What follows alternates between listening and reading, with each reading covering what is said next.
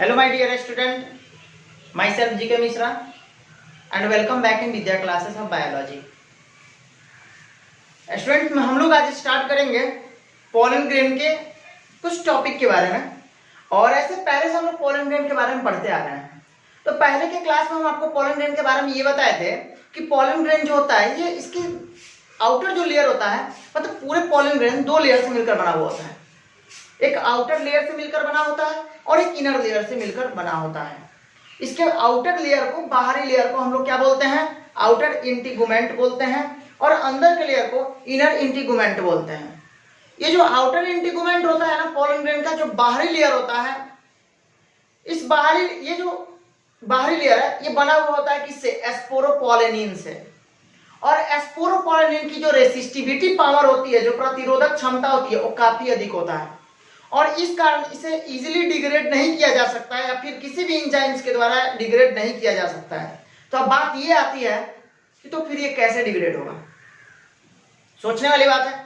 अगर मान लीजिए पोलन ग्रेन कभी नष्ट हो ही नहीं सकता है बिकॉज ऑफ उसके आउटर लेयर जो होते हैं वो स्पोरोपोलेनिन से बने हुए होते हैं। और स्पोरोपोलेनिन का नेचर होता है कि कोई भी एंजाइम उसको डिग्रेड नहीं कर सकता है। किसी भी तरह के अगर कंडीशन में उनको रखा जाए, कोई भी टेम्परेचर में, किसी भी तरह के टेम्परेचर में उस पर कोई इफेक्ट नहीं पड़ता है। तो फिर तो हम अब ये क्वेश्चन आता है ये, तो फिर तो पोलन ग्रेन कभी उसकी लाइफ स्पेन तो कोई कैलकुलेट ही नहीं कर सकता है। इन्फिनिटी होना चाहिए ना, मतलब काफी अधिक दिनों तक ये जीवित रह सकता है। लाइफ स्पेन इसकी बहुत लंबी होनी चाहिए, बट ऐसा नहीं होता है। लाइफ स्पेन भी इसके होते हैं बट वो डिपेंड करते हैं कि वो किस टेम्परेचर में रह रहा है, वो किस तरह की ह्यूमिडिटी में है, किस तरह की आर्द्रता है वहां पे जहां ये रह रहा है, किस तरह का टेम्परेचर है, तापमान है, इस पे निर्भर करता है। तो आज का जो हम लोग का टॉपिक है, आज जो हम लोग स्टार्ट करेंगे, पहले स्टार्ट करेंगे पोलन ग्रेन के उस लाइफ स्पेन के बारे में बातें करेंगे, जिसके बारे में हम लोग ये देखते आ रहे हैं कि ये आउटर इंटीगुमेंट जो होता है इसका, मतलब बाहरी जो लेयर होता है ना पोलन ग्रेन का, वो स्पोरोपोलेनिन से बना होता है और स्पोरोपोलेनिन कभी डिग्रेड नहीं हो सकता है, कभी नष्ट नहीं हो सकता है। तो अब इससे तो फिर इसकी लाइफ स्पेन कितने दिनों की होनी चाहिए, अब हमको ये जानना है। तो आइए हम लोग स्टार्ट करते हैं, ठीक है। अब देखिएगा एक क्वेश्चन से हम शुरुआत करेंगे। सबसे पहले जैसे कि हमारा सबसे पहला क्वेश्चन है, how long do you think the pollen grains retain the ability. इसका कहने का मतलब यह है कि अब क्या ये पोलन ग्रेन के बारे में क्या सोच सकते हैं, उसकी लाइफ स्पेन के बारे में, वो कितने दिनों तक बना रह सकता है, उसकी जीवन अवधि कितने दिनों तक की हो सकती है।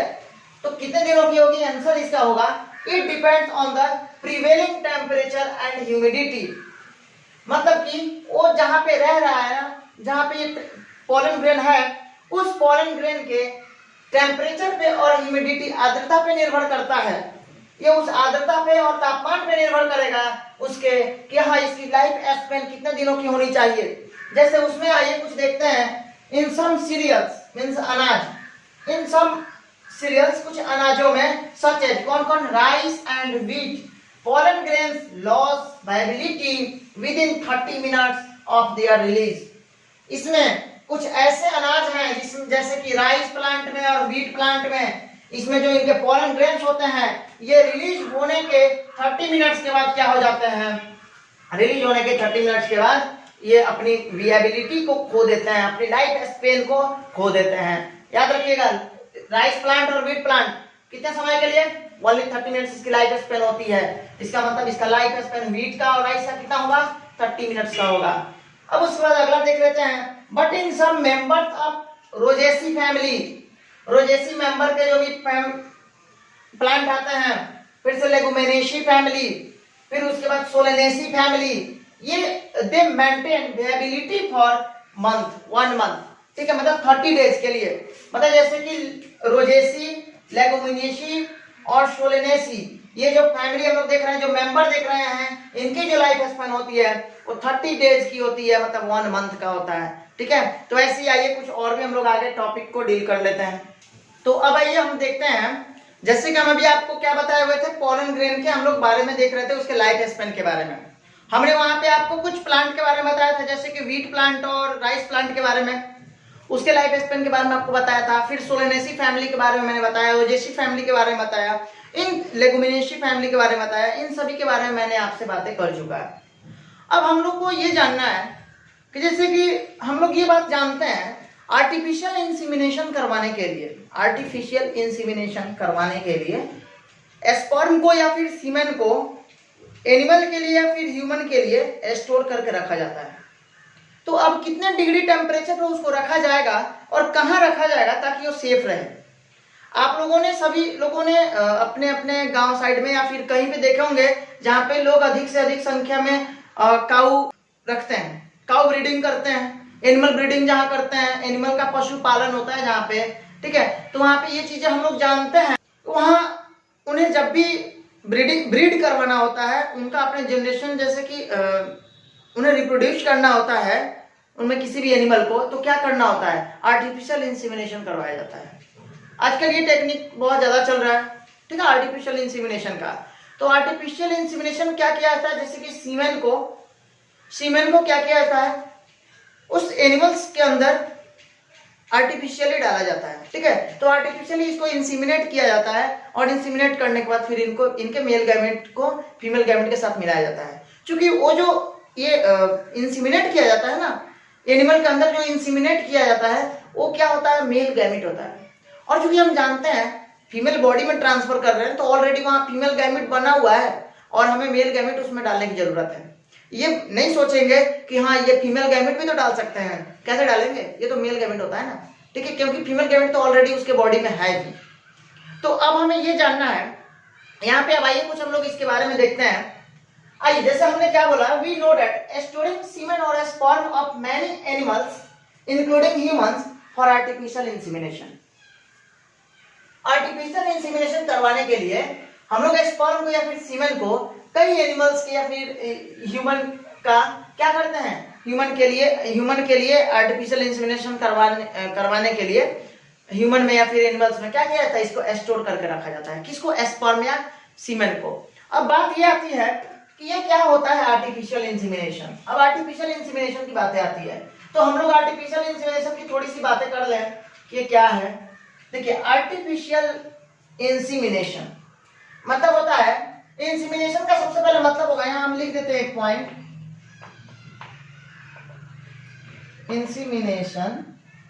इंसीमिनेशन का मतलब होता है ट्रांसफर ऑफ स्पर्म या फिर semen into the female genital tract.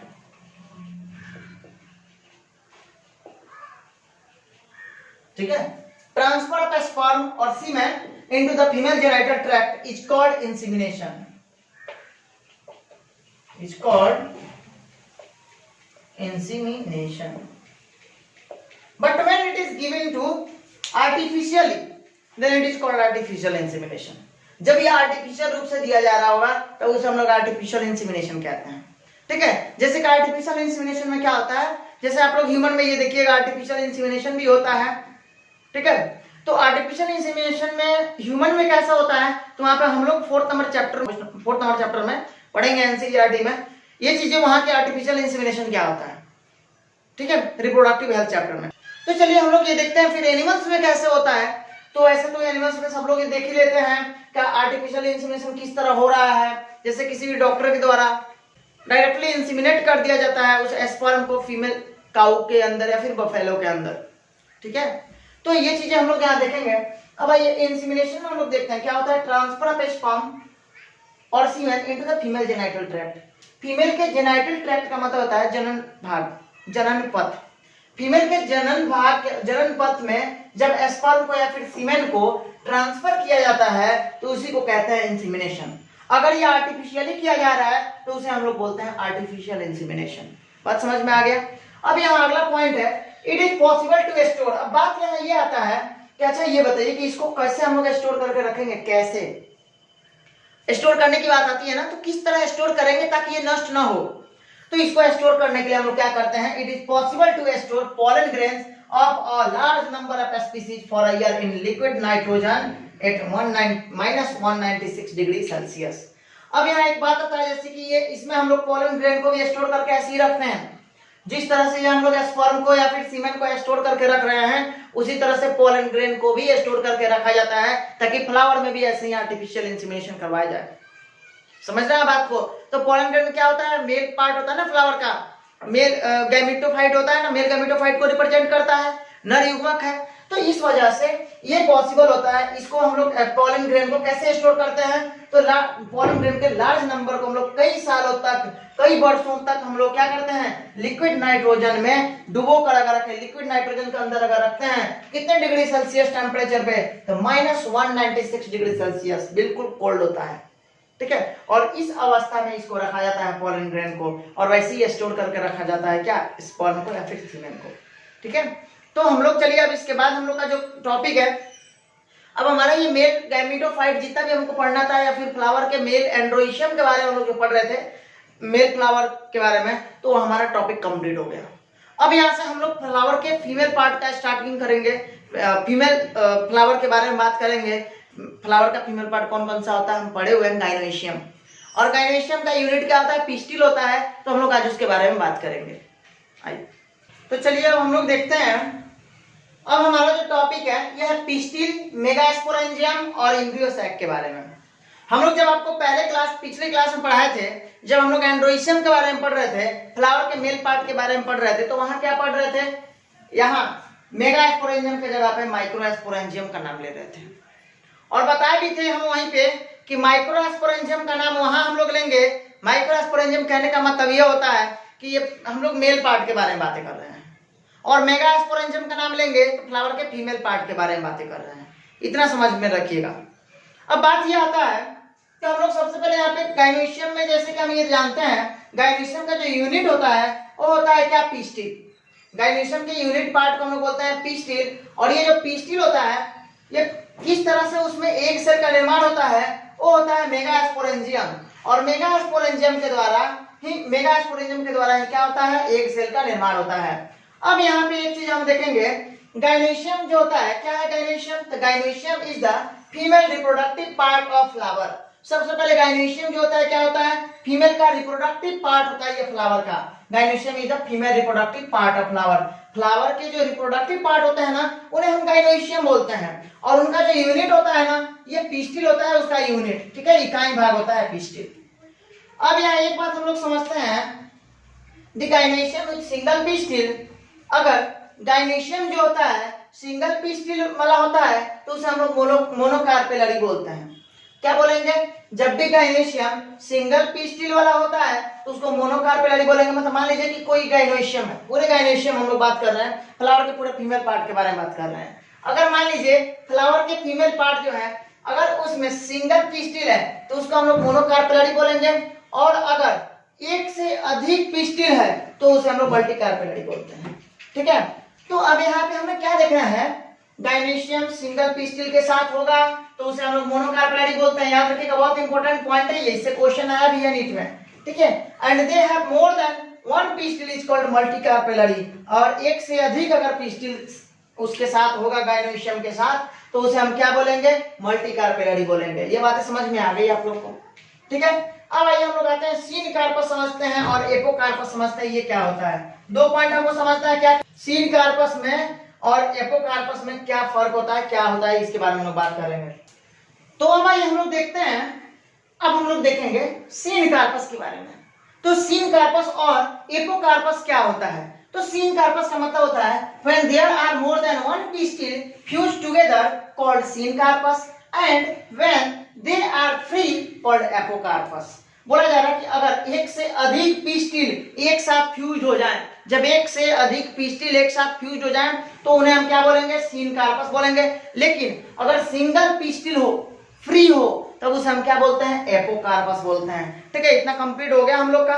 अभी हम लोग क्या करेंगे, गाइनोइशियम के मतलब सबसे पहले हम लोग पिस्टिल का एक पार्ट लेते हैं, और एक पार्ट का, पिस्टिल के एक पार्ट का हम लोग यहाँ पे स्ट्रक्चर बनाकर ड्रॉ करेंगे, और उसके बाद उसमें दिखाएंगे कि कौन कौन सा स्ट्रक्चर होता है। ऐसे हम लोग पहले भी इसके बारे में बता चुके हैं हम आपको कि कौन कौन से पार्ट इसमें आते हैं, हम लोग बातें कर चुके हैं इसके बारे में। लेकिन यहाँ पे जब हम लोग इसका टॉपिक पढ़ रहे हैं तो जरूरी है कि पहले थोड़ा एक बार उसके पार्ट को देख लें, और अगर उसके पार्ट ध्यान में आ जाएंगे तो फिर हमें ये क्लियर हो जाएगा। ठीक है। अब हम लोग यहाँ देख रहे हैं, सबसे पहले ये हम लोग देखेंगे पिस्टिल के पार्ट के बारे में। मैंने एक गाइनोइशियम को लिया, मतलब गाइनोइशियम का मतलब हुआ कि फ्लावर के अंदर जितने भी पिस्टिल होंगे सबको हम लोग गाइनोइशियम बोल देते हैं। लेकिन जब हम लोग उसके एक पार्ट को लेते हैं, उसके यूनिट पार्ट को लेते हैं तो पिस्टिल बोलते हैं। तो हमने एक पार्ट को लिया और इसके पार्ट के बारे में बात करना चालू किया, मतलब फ्लावर के में गाइनोइशियम पार्ट को हमने दिखाया। अब यहाँ पे जैसे हम ये जानते हैं कौन कौन से पार्ट होते हैं, सबसे ऊपर का जो पार्ट होता है इसको स्टिग्मा बोलते हैं, स्टिग्मा हुआ। अब उसके बाद जब आते हैं ये बीच वाला जो पार्ट है तो उसको स्टाइल बोलते हैं, ये स्टाइल हुआ। और ये होता है ओवरी, इसको हम बोलते हैं ओवरी। और ओवरी के अंदर हम लोग जानते हैं ओव्यूल होता है, ये सभी का सभी क्या है, ओव्यूल है। और ओव्यूल के अंदर क्या होता है, एग सेल होता है, यहाँ पे जो दिखाया जा रहा है एग सेल। ठीक है, इतने सारे पॉइंट के बारे में हमने जान लिया। अब हमें ये जानना है, इसका मतलब ये हुआ कि जितने भी पिस्टिल होते हैं तो पिस्टिल के कितने पार्ट बोलेंगे हम, कितने पार्ट में होते हैं, तो स्टिग्मा होंगे, स्टाइल होंगे, और क्या होगा, तीसरा लास्ट जो है ये ओवरी होगा। ठीक है, मतलब ईच हम लोग बोल सकते हैं ईच पिस्टिल हैज 3 पार्ट्स, बोल देंगे ना,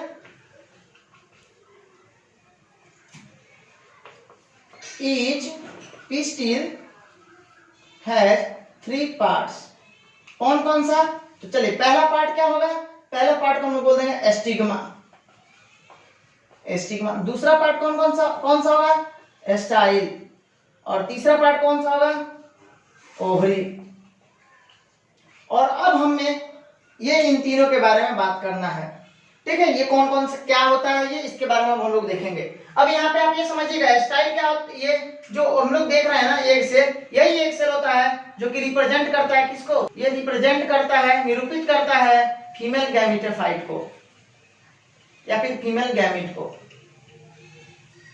मादा युग्मक को। ठीक है, अब यहाँ पे चलिए हम लोग एक एक कर करके स्टिग्मा, स्टाइल और ओवरी के बारे में पढ़ते हैं, समझते हैं इसको कि स्टिग्मा क्या होता है। तो सबसे पहले तो आपको ये फिगर में दिख रहा होगा कि स्टिग्मा देखने से क्या लग रहा है, यही होता है वो स्टैंडिंग प्लेटफॉर्म जिसके ऊपर क्या होता है, पोलन ग्रेन आकर गिरता है।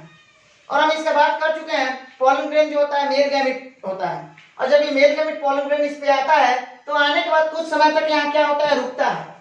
और यहाँ रुकने के बाद अगर मान लीजिए पोलन ग्रेन है यहाँ आया तो आने के बाद पहले ये क्या होगा, कुछ समय तक रुकेगा जब तक ये मैच्योर ना हो जाए, जब ये अंकुरित ना हो जाए। तो मैच्योर होने के बाद ये क्या करता है, तो मैच्योर होने के बाद ये यहाँ पे पोलन ट्यूब का निर्माण करता है। ये क्या करेगा, पोलन ट्यूब का निर्माण करेगा। और ये पोलन ट्यूब कहाँ एंट्री होता है इसका, तो ये ओव्यूल के अंदर इसकी एंट्री होती है। और हम लोग जानते हैं कि ओव्यूल में पहले से क्या होता है, एक सेल भरा हुआ होता है यहाँ पे। अब एक सेल भरा हुआ है और उसके साथ ही अगर मान लीजिए कि यहाँ पे मेल गैमेट आ रहा है, ये मेल गैमेट जो है यहाँ आया, अगर ये मेल गैमेट इसमें आएगा और एक सेल के साथ में मिलकर यहाँ पे क्या होता है, फ्यूज हो जाता है। और इसी को हम लोग क्या बोलते हैं, पोलन ट्यूब। ये होता है क्या, पोलन ट्यूब, बताए हुए थे पराग नलिका। ठीक है, अगर आपसे कोई पूछे कि बताइए नर युग्मक और मादा युग्मक फ्लावर में, मतलब फ्लावर में मेल गैमेट और फीमेल गैमेट क्या होते हैं, तो हम बताए हुए थे स्टेशनरी होते हैं, स्टेशनरी होते हैं मतलब स्थित होते हैं, चल नहीं सकते हैं, नॉन मूवेबल होते हैं, जिसको हम लोग नॉन मोटाइल बोलते हैं। ठीक है, नॉन मोटाइल होते हैं। तो सर फिर तो ये फीमेल गैमेट जो मेल गैमेट जो होता है पोलन ग्रेन, ये फीमेल गैमेट के पास तो जाता है ना मिलने, तो चल के ही जाता है, तो चल के जाता है, पर किसके माध्यम से जाता है, वो पोलन ट्यूब के माध्यम से जाता है, खुद नहीं चलता है। ठीक है, इसलिए हम लोग ये नहीं बोलेंगे कि जो मेल गैमेट होता है ये क्या होता है, मोटाइल होता है, फीमेल गैमेट नॉन मोटाइल होता है। ये ह्यूमन में होता है। ह्यूमन में क्या होता है जी, मेल गैमेट और फीमेल गैमेट। तो ह्यूमन के अंदर मेल गैमेट जो होता है मोटाइल होता है और फीमेल गैमेट जो होता है नॉन मोटाइल होता है। लिख देते हैं यहाँ पे in human,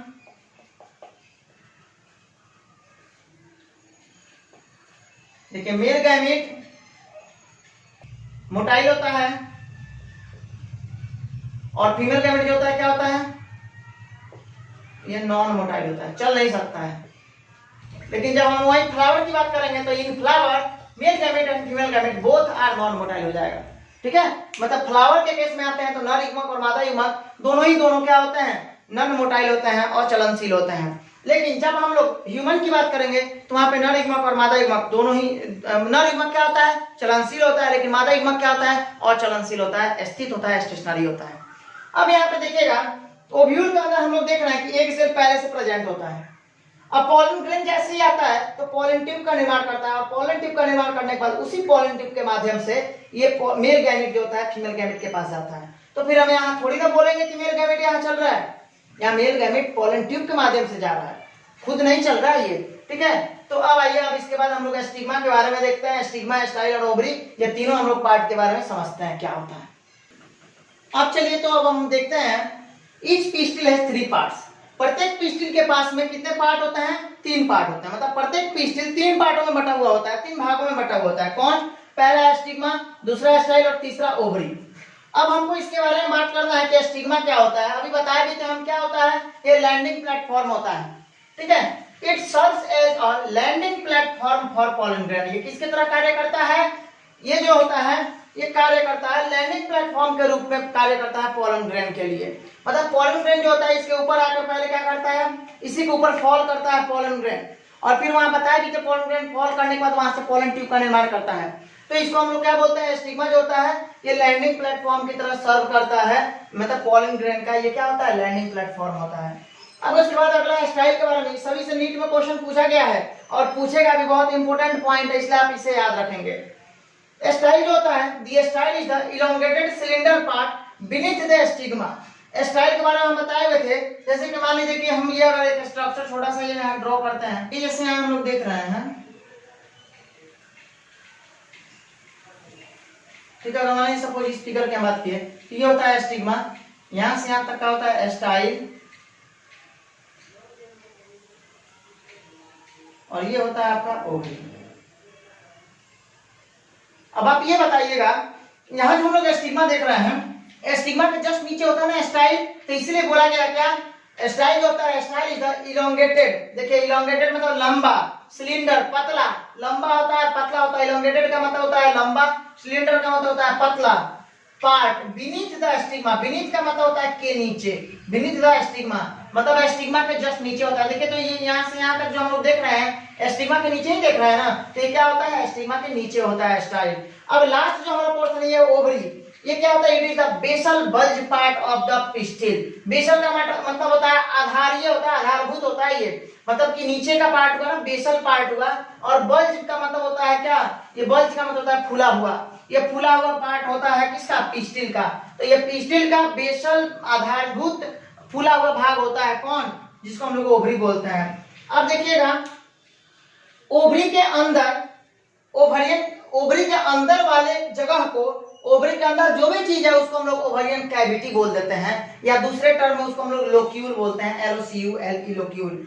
inside the ovary is the ovarian cavity means locule, ठीक है। और फिर अगला हम लोग क्या देख रहे हैं, मतलब ओव्यूल के अंदर जो होता है ना, ओव्यूल के अंदर के पार्ट को हम लोग ओवेरियन कैविटी बोलते हैं, और ओवेरियन कैविटी के अंदर प्लासेंटा होता है। तो ये बोला गया है कि placenta is located inside the ovarian cavity. Ovarian cavity के अंदर क्या होता है? प्लासेंटा लोकेटेड होता है, ठीक है। तो अब चलिए हम लोग इसके बारे में, ये कुछ और ओवरी का हो गया, कुछ और इसके पॉइंट को डिटेल में बातें कर लेते हैं। जब हम लोग देखते हैं, जैसे कि कुछ हम लोग को ये देखना है, the part arising from the placenta are megasporangia. अब यहाँ मेगास्पोरेंजिया कैसे बनता है? अब हमारा पिस्टिल के बारे में हमने कुछ जान लिया। अब हमारा जो टर्म आता है मेगास्पोरेंजियम क्या है, उसके बारे में बात करेंगे। तो हम जैसे यहाँ वहां जब हम लोग मेल गैमेट की बातें कर रहे थे ना, मेल प्लांट के फ्लावर के मेल पार्ट के बारे में जब हम बातें कर रहे थे, तो वहां पे हम लोग माइक्रोस्पोरेंजिया के बारे में बात बोल रहे थे, माइक्रोस्पोरेंजिया टर्म यूज कर रहे थे। लेकिन जब हम लोग फीमेल फ्लावर के फीमेल पार्ट की बातें करते हैं, तो वहां पे हम लोग मेगास्पोरेंजिया के बारे में बात करेंगे, ठीक है। तो अब ये जो मेगास्पोरेंजिया है, अब यहाँ क्या समझना है, जैसे माइक्रोस्पोरेंजिया के द्वारा क्या हो रहा था, जैसे कुछ माइक्रोस्पोर थे और उसमें माइक्रोस्पोर का निर्माण हो रहा था, जो कि आगे चल के पोलन ग्रेन का फॉर्मेशन कर ले रहे थे।